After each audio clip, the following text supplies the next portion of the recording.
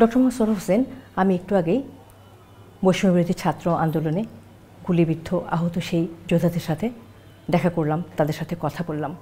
আসলে চিকিৎসার পরে পুনর্বাসন যে প্রক্রিয়াটা, সেটা নিয়ে আপনারা আসলে কী পরিকল্পনা করেছেন, সে বিষয়ে যদি আমাদের দর্শকদের উদ্দেশ্যে বলতেন। বৈষম্য বিরোধী আন্দোলনে আহত আমাদের এখানে এখন 100-রও বেশি ছাত্র জনতা চিকিৎসা নিচ্ছে এবং তাদেরকে আমরা চেষ্টা করতেছি যে সম্পূর্ণ বিনামূল্যে চিকিৎসা, পুনর্বাসন এবং আমরা যেটাকে বলি ইনকাম জেনারেটিং কিছু এঙ্গেজমেন্ট সেটা যাতে করতে পারি। বিভিন্ন ডোনারের সহযোগিতা নিয়ে আমরা যদি তাদেরকে একদম পূর্ণাঙ্গ পুনর্বাসন করতে পারি, যেটাকে আমরা বলি কমিউনিটি রিইন্টিগ্রেশন, অর্থাৎ সে এখানে আসছে, সিআরপিতে চিকিৎসা নিচ্ছে, এখানে যদি তার 3 মাস 6 মাস হঠাৎ যে সময় লাগলো, সে ফিজিওথেরাপি নিচ্ছে, অকুপেশনাল থেরাপি নিচ্ছে, স্পিচ থেরাপি নিচ্ছে, প্রস্থেটিস্ট অর্থোটিস্ট সেবা নিচ্ছে এবং অন্যান্য কাউন্সেলিং সহ অন্যান্য স্বাস্থ্যসেবাগুলো নিচ্ছে। কিন্তু তারপরে কি, কারো হয়তো হাত নাই, কারো হয়তো পা নেই, কারো হয়তো মেন্টালি আপনার আপসেট, সাইকোলজিক্যালি আপসেট, কেউ হয়তো আপনার মানসিকভাবে এখনও সে স্বস্তিটা ফিরে পাচ্ছে না, অনেক কষ্টে আছে, ট্রমার মধ্যে আছে। তো তার কিন্তু দীর্ঘ সময় এটা কাউন্সেলিং প্রয়োজন এবং তাকে একটা পেশাগত রিইন্টিগ্রেশন প্রয়োজন।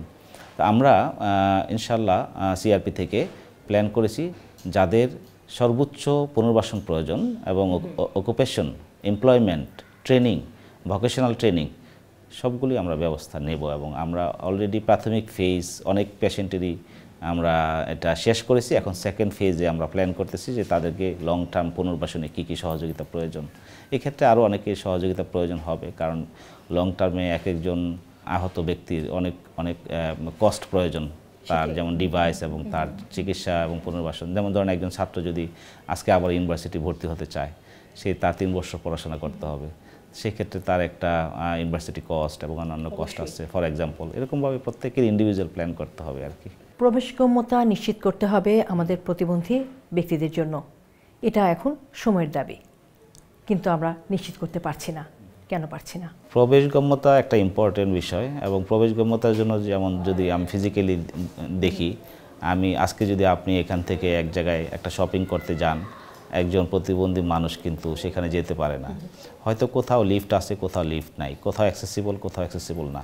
তো এই জন্য আমাদের মানসিকতা, প্রথমত একজন আর্কিটেক্ট, একজন ইঞ্জিনিয়ার থেকে শুরু করে প্রত্যেকটা মানুষ যদি চিন্তা করে, আমি যখন বিল্ডিংটা তৈরি করি, আমি যখন একটা শপিং মল তৈরি করি, আমি যখন একটা লেজার প্লেস তৈরি করি, সেখানে যেন একজন প্রতিবন্ধী মানুষের অ্যাক্সেসিবিলিটি থাকে। এটা হলো ফিজিক্যাল অ্যাক্সেসিবিলিটির কথা আমি বলছি, কিন্তু অন্যান্য যে অ্যাক্সেসিবিলিটি আছে, তার যে অধিকার, তার এখানে যাওয়ার, ইন্টারভিউ দেওয়ার, চাকরি নেওয়ার, সেটাও নিশ্চিত করতে হবে।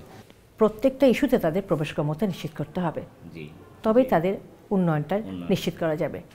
জি, অনেক ধন্যবাদ আপনাকে।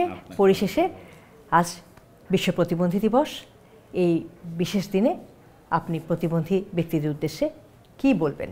ভ্যালেরি টেইলর, সিআরপির ফাউন্ডার, উনি বাংলাদেশে মুক্তিযুদ্ধের আগে এসেছিলেন।